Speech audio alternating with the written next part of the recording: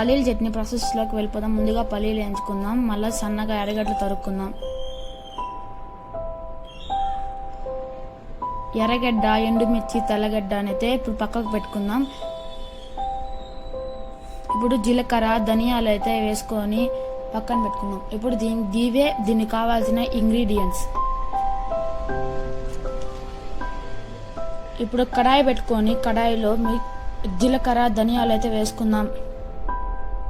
ఇప్పుడు టమాటా, ఎండుమిర్చి, తెల్లగడ్డ వేసుకొని గోల్డెన్ బ్రౌన్ కలర్లో వచ్చేంత వరకు వేయించుకుందాం. మళ్ళీ ఇప్పుడు టమాటాలు కూడా వేసుకొని గోల్డెన్ బ్రౌన్ కలర్లో వచ్చేంత వరకు వేయించుకుందాం. మీ టేస్ట్కి తగినంత కల్లుప్పు వేసుకోండి. చిటికెడు పసుపు వేసుకుందాం.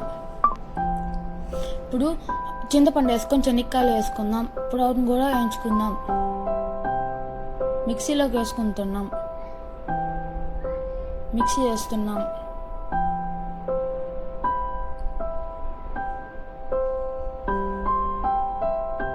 పచ్చడి అయితే రెడీ అయిపోయింది. ఇదే అన్నమాట పచ్చడి. బాగుంటుంది, మీరు ఒకసారి ట్రై చేయండి.